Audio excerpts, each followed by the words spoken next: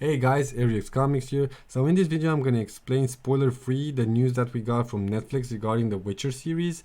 And what we got were these still images with the episode's logo and their titles. So I read all the books and played all the games, so just by looking at the images and the titles I kind of figured out where most of these were gonna go. But some of them were kind of iffy, and for those they also released a poem which pretty much spells it out for anyone who read the books. So I'm just going to read the poem and I'm going to go back to the logos and I'm going to go episode by episode. So, the poem. A monster slain, a butcher named. We look at the sorcerer's earlier days. A picky eater, a family shame. The lost surprises how one repays. A faithful meeting, a bard is maimed. The hunt for a dragon is underway. A return to before a kingdom is flame. The Witcher family, as you all like to say. And let's go back to the episode and start from the first one. So the end's beginning, it's pretty much the story of the Butcher of Blaviken. So this is a short story from the first short story book. And what happens is that there's this town of Blaviken and Geralt is there, and there's also this wizard living in a big tower, and he kind of asks Geralt for protection. Geralt's kind of reticent about it because the Witchers have this code of neutrality that I'm gonna get into very soon, and he meets this guy's problem, so to speak, his assassin or his would-be assassin, and it's this girl Renfrey. And Renfrey has been through a lot of trauma. I'm not gonna go into it. I'm gonna let you discover this when the episode drops. But it's a lot of trauma. So Sugarboard was one of those who kind of wronged her, and she tries to get back at him. And kind of girl doesn't want that to happen. He tries to talk her down, talk her out of it. She's having none of that, and they have a confrontation. And what's interesting is that in this world, people are afraid of witchers because they're different. They're much more powerful. They have this kind of looked upon down or looked down upon job, which is killing monsters. You only call a witcher when you kind of need them. You're not really, having them over for dinner. You're kind of afraid of them. It's not one of those, although for us it's cool, like killing monsters, that's kind of cool, but for people it's not really. It's kind of like, in a way, it's kind of like a plumber, because you only call a plumber when you have a really, really shitty situation.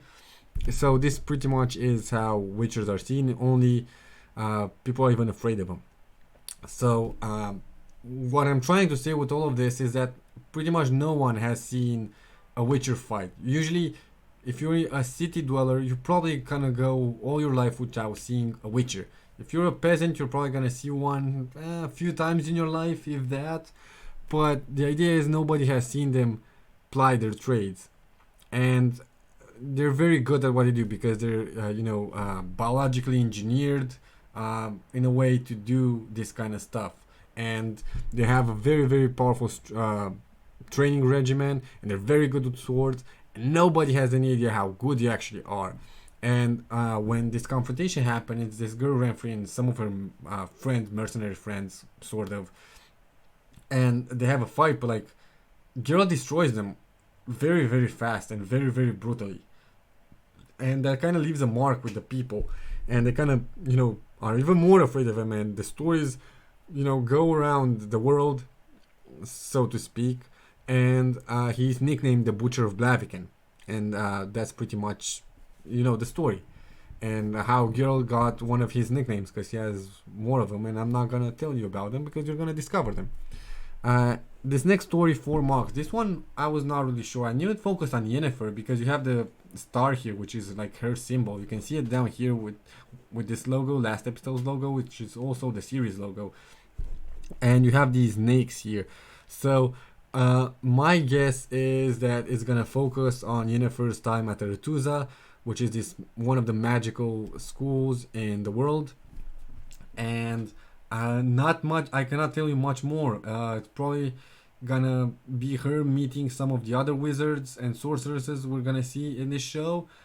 But other than that, which is like a wild guess too, but probably a good one, because we don't really see Yennefer's backstory much in the books. It's not really a thing. We get like snippets of it, but it's not that much to go on. It's certainly not enough to go like in a full episode or like a focus of a full episode. But what we do have for a cool episode is Betrayer Moon. And that's because if you guys play Witcher 1, you know what the story is about. It's about a Striga. And you know what a Striga is and, you know, the whole thing behind it. But if you didn't, I'm going to tell you about it. The best way to explain this is a Striga is a sort of werewolf. So we have this country called Temeria. And in Temeria, there's this king, and he has a daughter which has a curse upon her, and which makes her transform to the Striga. And it's different from the werewolf in the sense that she's kind of stuck in it. She cannot, you know, like a werewolf becomes a werewolf during the full moon, and then he goes back like a normal person until the next full moon. With this, she's kind of stuck in it, and she's been stuck in it for years, or something like that, for like a long period of time. And girl gets a contract from the king to specifically save her from the curse, which is very difficult and not really tested. It's pretty much like a theory at this point. And he also gets one of the, you know, senior officials, like castle officials or like country officials, tries to bribe Geralt into just killing the monster outright. But Geralt is like a man of honor and uses this corrupt guy as bait for the Striga, and he manages to lift the curse. And if you want to see that in action, you should watch the first cinematic trailer for the first Witcher game, which is awesome. And moving on to episode 4 of Banquets, Bastards, and Burials. So just before I go into this episode, because it has so much backstory, I'm going to explain the symbolism. I think it's going to be easier for you guys to understand. So we have the tree here, yeah, and you're wondering what's that about. So the tree refers to this kind of genealogical tree. So, you know, your family tree, that's pretty much it. So in this universe, you have the Elder Blood. So the Elder Blood is, I'm not going to explain where it comes from or anything like that because it's very complicated or like its whole history. But what you need to know, the basics of it, is that it's pretty much like a gene, like the mutant gene from X-Men. So it gets passed down, and sometimes it's directly from parent to child, sometimes it skips a generation, it depends.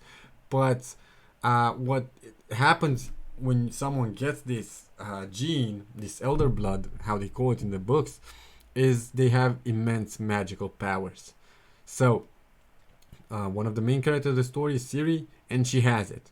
But before that, of course, her mother had it, and her mother's powers also manifested. So Ciri's grandmother is a woman named Calante, and she's the queen of this little country called Sintra. So she is not really aware of this whole Elder Blood thing, but she does know one thing, that her daughter needs to get married. So she makes a banquet where all the suitors come in and make a case for her daughter's hand. So one of the guys who comes is this guy called Juni, which in the books has a curse placed upon him to have a head of a hedgehog. And from what I gleaned in the show, he's gonna have just the armor, that like helmet part of the armor that makes him look like that.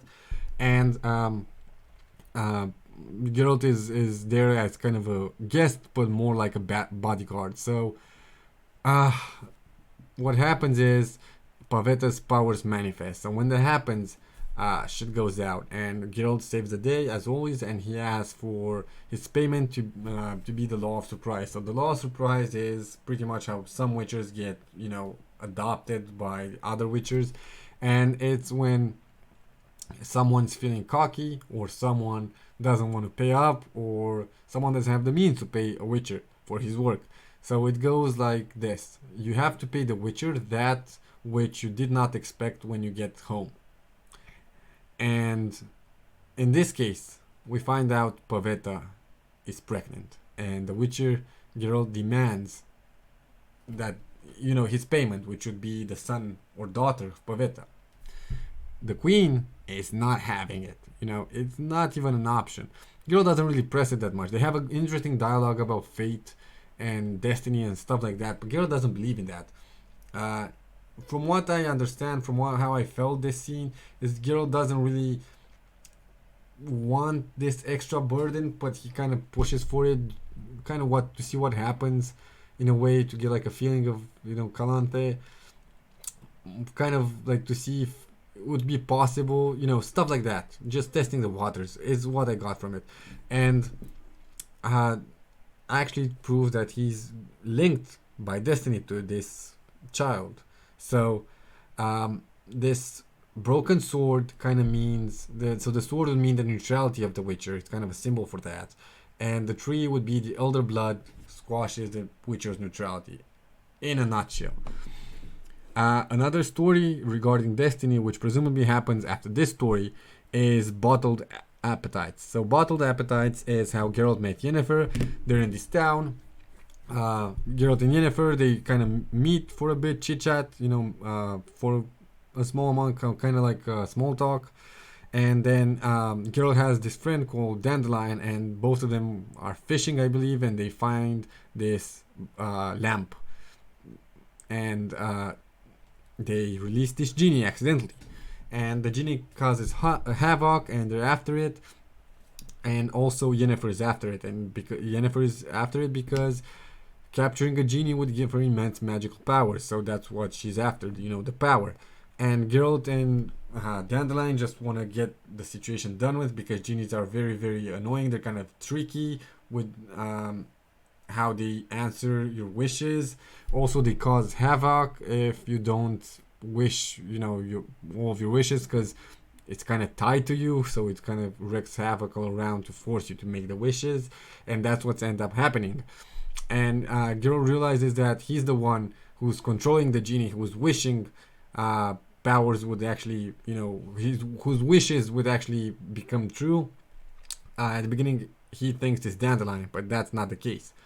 So he's having this kind of fight against the genie and sort of against Yennefer, and the genie is kind of winning, and his last wish is something along the lines to be forever with Yennefer. We don't actually get to see what the wish is, but we get Yennefer's response, which is something along the lines, and I'm paraphrasing here.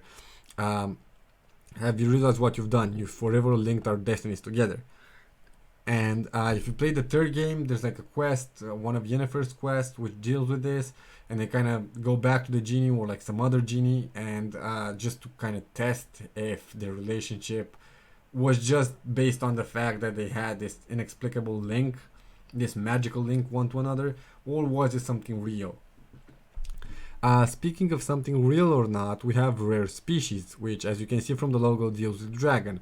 And in this world, I'm not really sure if dragons have been kind of extinct for a while, or never existed, or like never proven to be existing, because I don't remember. It's been a while since I read them, but I remember the main plot points. So we have this guy come in at this inn with two beautiful foreign bodyguards, and he's kind of talking with Geralt. And one of the best scenes is they kind of have a foursome or an orgy. We're not really sure. It's one of those questions that the book fans have. Do they have an orgy or do they have a foursome? Do they exchange partners or not is pretty much the question, and the book kind of leaves it open. But after that, there's like a party to hunt a dragon, and it turns out that this guy is a dragon called something beginning with V and a very long name, so we're gonna just call him V. So you know how the Hulk goes from Bruce Banner to Hulk? It takes a while, In this universe, the dragon shapeshifts from human to dragon form instantaneously. So you're watching it, you're not blinking, and it just becomes a dragon, If you play the second game, the Saskia, she's also a dragon, and Saskia is the daughter of this dragon. So that's a cool little link there. But this is a very good story. It also has a good dialogue between V and Geralt about the impossible, and what's real and what's not real, how much you can base yourself on what other people said, history, that kind of stuff. It's very interesting. Before a fall, so this is the kingdom before it's flamed, how is it said in the poem. So we have like the lion, and the lion represents Queen Calanthe. So Calanthe is called the Lioness of Sindra because she's such a powerful personality, And Ciri, her granddaughter, is called the Cub of Sindra because she's like 10 or like 8 when the series picks up. So I kind of had a bit of difficulty with this one because it's gonna be a big set piece, so it's gonna take a huge chunk of the episode. Um, because it's supposed to be like a full invasion, and Geralt kind of, we see him in the trailer fighting here, looking for Ciri, and Ciri is not there because she's escaped. And a lot of people think her dead, but she's not dead, and she ends up in the Forest of Brokilon, which we also saw in the series. So I think this episode is gonna deal with both of those. And when it gets to that part, there's like the Queen of Brokilon, which is Brokilon is this forest of dryads, which is they're kind of like poison ivies, pretty much. They're very in tune with nature. They have very good skills with the bow and arrow. They kind of look like poison ivy, but they don't have the power of poison ivy to control plants, basically. And with their queen, Geralt has a very very interesting dialogue about destiny and all that stuff. So episode is gonna be very very good. And the last one, much more. It has the logos for all three main characters. So we have the wolf, Geralt, the swallow, Ciri, and the star, Yennefer. And I don't know how it's gonna deal with that, because if this previous episode, if it's gonna deal with the Forest of Brokilon, there's still a few things until all three of them are together, and presumably they're not gonna skip this part that I'm just gonna tell you about, which is when they take Ciri to Kaer Morhen after Geralt kind of rescues her from Brokilon. They call up Triss to help them with her nascent powers from the Elder Blood, and it takes a while. It's months before Geralt contacts Yennefer, and it's a great. They have a great letter conversation where Geralt asks for her help, and you get Yennefer's response, which is very witty and sarcastic, and it's very very good. And I don't know how they're gonna fit all of this in basically 2 episodes. Maybe they're gonna go like the main thread would be Ciri already at Kaer Morhen, learning from Geralt and the powers manifest, and Triss will gonna be in all of these episodes, and then by the end Yennefer comes around, and before a fall happens kind of a flashback episode, kind of bringing recent events up to the present, and then all of the other episodes, which are kind of like short story focused, would be like even farther away in time, bringing like the context. That's how I see it. So that, guys, is pretty much it. I'll do videos on the episodes when they drop out. I think I'm gonna do one video per 2 episodes. But I hope you guys like this video, enjoyed it. I also do comics, stories. I hope you guys like those and just want to check it out. So even if you never read comics, please check out my other videos. They're mainly DC comics. And I hope you're gonna watching this show. I hope you like this video. If you did, please like it, like on YouTube. Use the like button. Is what I'm trying to say. Leave a comment if I missed anything. If you're curious about this show, if you're gonna watch it, anything else you can write there. And please subscribe to the channel. Thank you. Bye.